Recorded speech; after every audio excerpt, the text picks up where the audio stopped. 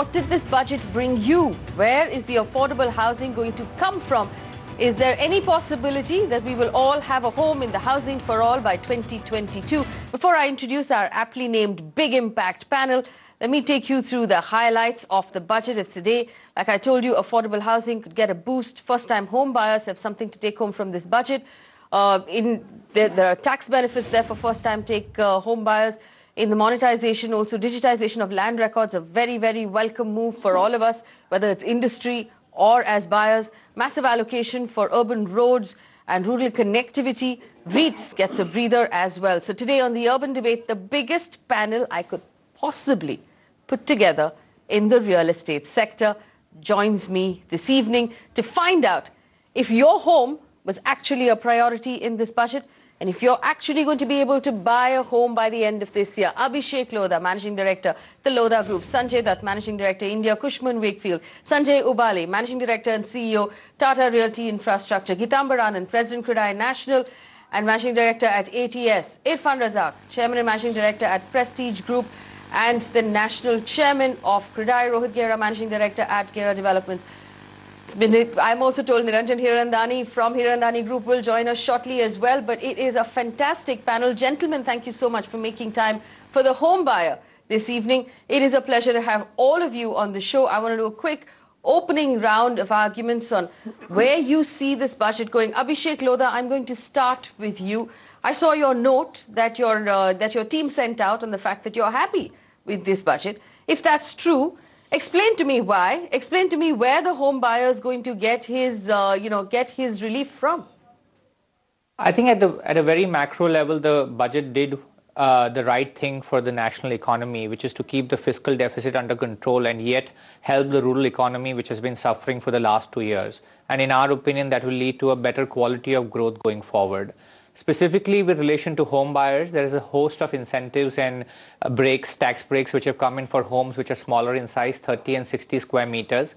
And I think that will lead to creation of great amount of housing stock in that smaller housing segment, affordable housing segment, and will lead to greater availability of medium price homes for the urban dweller.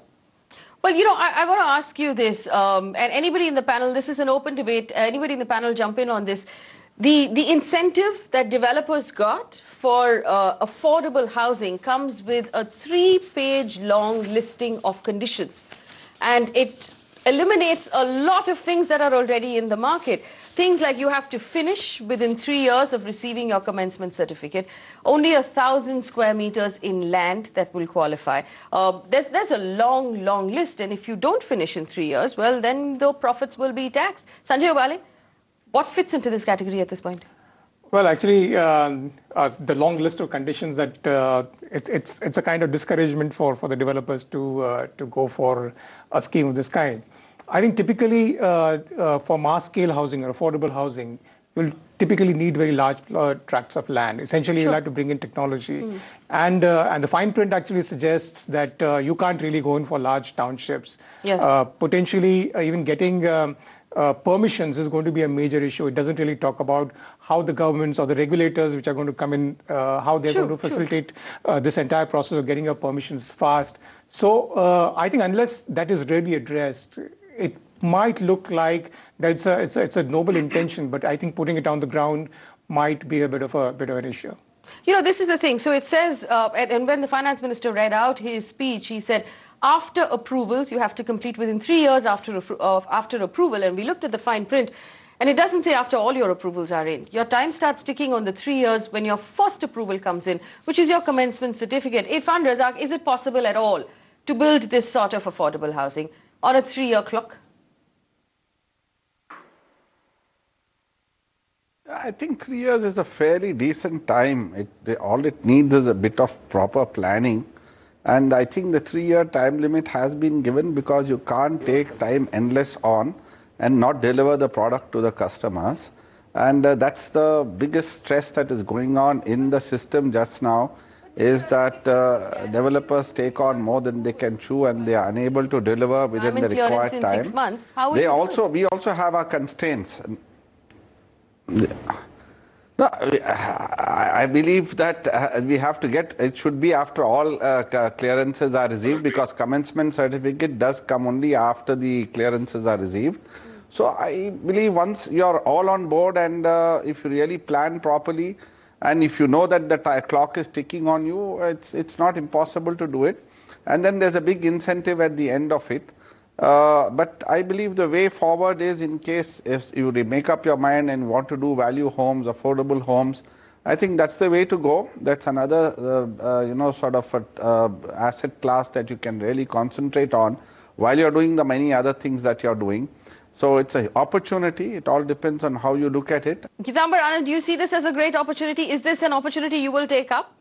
Well, there's the Yamuna Expressway, and there is a huge opportunity there. The only thing which we would again present to government is to relook at the sizes. One is we had proposed from CREDAI to keep the sizes at 60 square meters for metros and 90 square meters for areas outside the metro. But coming back to this 1,000 square meters, I'm sure it's an oversight, and we will again go back to the government, because when you're talking of unleashing supply, they must be talking of a minimum of 1,000 square meters, not a maximum.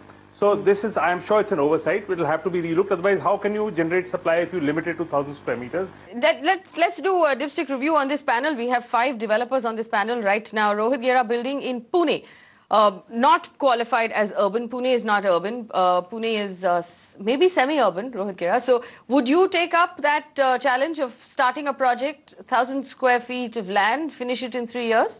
No, I think there's some serious concerns here. Look, one is you've got a 3-year time period.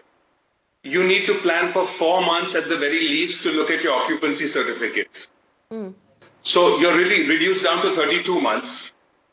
One of the other fine print rules says that you have to complete 80% of the FAR that is available within that 3-year time period, which means you're automatically limiting yourself to the size of the project.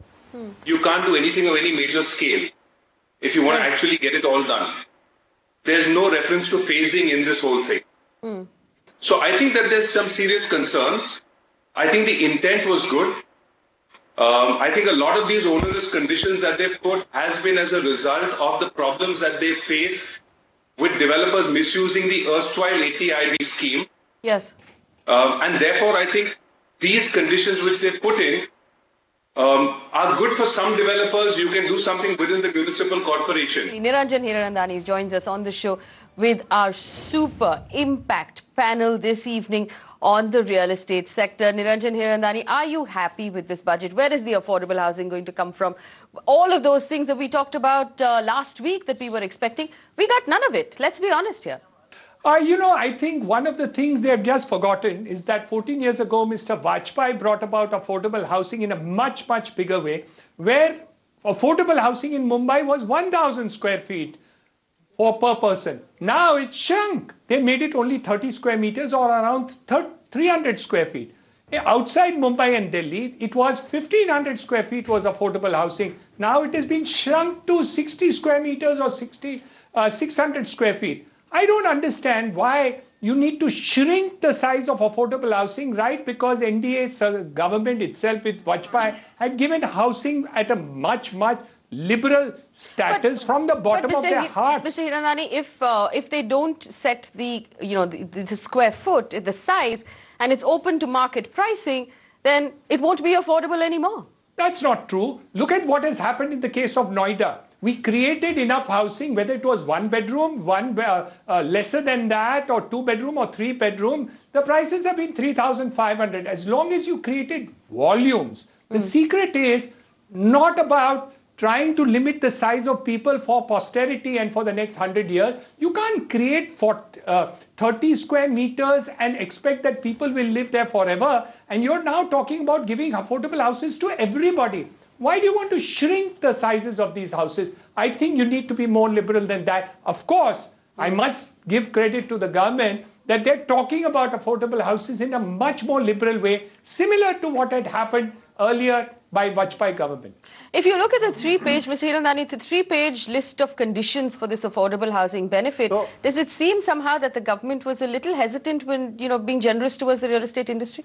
No, I think some Babu has written down those terms and conditions. You know, the government's intent and the Prime Minister is very clear. Give volumes, just the same way he markets India and brings volumes of money, large amount of quantities to do. His idea is to create volumes. Somewhere down the line, the Babus, I think, have messed it up. Irfan Razak, have the Babus messed up this budget? Did someone who was not familiar with how real estate works actually write this clause? No, I disagree, because the Babus are very intelligent. And the whole idea is to see that really affordable housing is created, and they probably, instead of going on price, they've gone on size. But I think the size they could have considered 60 and 90 meters and maybe brought in a slightly lower version of 45 meters, because I agree with Niranjan, 30 meters is too small. It becomes an EWS and a very, very small house. I think whoever we build for also has to have a certain living condition, a certain decent living condition. So I think a 45-meter house would have been the minimum size, and we shouldn't build anything smaller than that. Then we are only congesting and creating too much density. I think there's a great change, there's a great effort, there's an intent from the part of government. We need to sensitize them that, whatever's been proposed can be done better if you make these particular changes that Rohit has mentioned. There was one other thing that we need to focus on as home buyers, especially as home buyers who live in urban India. And there are a lot of young people who work in cities like Bombay, in Pune, in Bangalore, who have hometowns in Tier 2 India. Now, here's the thing. If you've not bought a home up till now and you're looking to make an investment, you now have an extra 50,000 rupees tax deduction that came out of this budget that's available to you if you buy a home that's priced at lower than 50 lakh rupees and borrow a home loan at less than 35 lakh rupees. Sanjay, do you see this as an investment opportunity for young India? If I'm making a salary here in Mumbai or in Bangalore, to buy back home from wherever I came from? Well, really, if you're in Mumbai, I think you'll have a few years before you actually be able to buy one.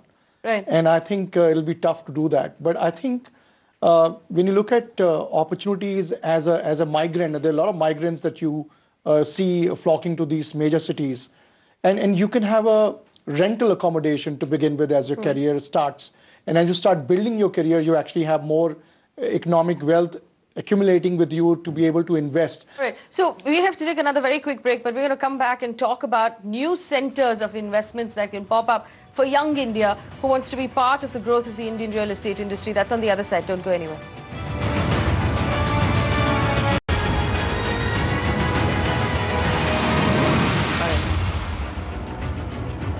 Mega Impact Real Estate panel with me this evening. We're talking about the announcements we heard in the union budget. Just before we went into break, we talked about the opportunity that's available to us now to buy homes that are outside of our cities, that are within the 50 lakh rupee bracket, that will allow us an extra tax deduction of 50,000 rupees. Sanjay Ubale, if I was looking for an investment like that, what are the new areas of opportunity you believe we have as young Indians right now to invest in? Well, I think I would bet on Panvel and the area around where the airport is coming up. The new port is likely to come up. I think that's really the area where, to my mind, that's going to be the new Mumbai that's going to happen. I think for the young Indians, I would say that should be the area they should be. Isn't that where you're building? Well, I don't think that's from the connectivity point of view, because the younger lot would probably need connectivity to the outside world. Probably they might want to be closer to the airport and places from where they can move out very quickly. Sure. And during the rail budget, we heard some interesting announcements in terms of connectivity that will come up to Navi Mumbai from CST, from the old airport to the new airport that will come up in Navi Mumbai. So there's a lot of promise there. Trans Harbour, Sea Link. So there's a lot of promise there of connectivity as well. Niranjan Hiranandani, where's the next Powai coming up? So we know. Well, you said it just now, and so did Sanjay. I think Panvel is the next location that you're going to see. And Naina, which is the bordering of Navi Mumbai, is also going to be an area. That area is more than 2.5 times the size of whole of Mumbai. So I think that's a great opportunity just outside it. And with, as you said, the Trans Harbour link and the railway line, which Mr. Prabhu has announced, the rapid elevated corridor right from VT to Panvel is going to be the difference. And Panvel to Karjat is already announced last year. So I think a combination of that with the Navi Mumbai airport is going to see that sector also grow. The western side, But, of course, will grow. You're also looking at cities outside of Mumbai. We don't have to focus on Mumbai here. It's a national channel. Tell us where else. I think lots of places outside the periphery of cities are going to see it, because you see the metro still has a great draw. So if you see Bangalore, you'll see the periphery of Bangalore. If you see Chennai, the periphery of Chennai. If you see Pune, the periphery of Pune. If you see Ahmedabad, the Gandhinagar and other belts which are really surrounding. So with the metro towns now being chosen for the purposes of infrastructure in terms of smart cities, I think the focus again goes back to the metro towns and the 100 cities being chosen for the purposes of development of smart infrastructure. Abhishek Lodha? I think development will happen where there is employment generation, and that will happen in metros. The young will have opportunities based on the quality of the developer and the infrastructure that is put in by the developer as well as by the government. So there will be many opportunities. I think it's about buying at the right location and buying with a credible developer. All right, you still didn't give me a specific location. Tell us where you've bought land and where you're going to be next. No, I think there's a lot of development which is going to happen on the sort of northeast of Mumbai. So Kalyan, Dombivli, Panvel, that belt will develop because a lot of infrastructure is being put into that area, and that's where the land availability is. So even by the natural pressures, that's where development has to happen. Irfan Razack, if we're talking about development following job creation, then Bangalore still stands strongest in commercial property absorption across the country. Within the Bangalore market, or within that south market, where's the opportunity to invest sub 50 lakh rupees? Yeah, I see currently in Bangalore, if you ask me, Sarjapur is a good location. The land prices are still reasonable and you can still offer at a reasonable number. And also Old Madras Road, that's another good location. And then finally, you can look at the Devanhalli, Dodbalapur Road area closer to the new airport. These are the three new areas, and I believe that these areas will suddenly spring up, especially with the connectivity coming in. It will definitely help things. And if you're looking towards the other cities in the south, I believe the big opportunity, if the Bangalore gets connected by an expressway to Mysore, Mysore has a big opportunity there, Mangalore has a big opportunity, and so on and so forth. So there is a lot of because job creation is very rightly said by Abhishek. The homes have to be built where the jobs are getting created. And these cities will definitely start creating the jobs, especially I don't know why our state government is not looking at Mysore so seriously. If they really connect the Bangalore with Mysore, create it as a counter magnet, it will decongest Bangalore and at the same time provide opportunities to a city like Mysore. There's a huge opportunity waiting there. People just need to have that vision. And if we also look at it seriously, I think there's something that can be done there. Gitambar Anand, outside of the NCR region, I know you're looking at Chandigarh, Ludhiana. What are you most bullish on?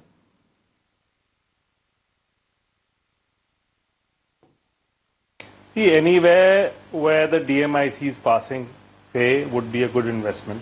So looking at the NCR area, I think the Yamuna Expressway, Daruheda, Bhiwadi in Rajasthan, Daruheda in Haryana, and everywhere where the DMIC is passing, because that area, you see, this government seems very intent on making the DMIC a reality. There are challenges.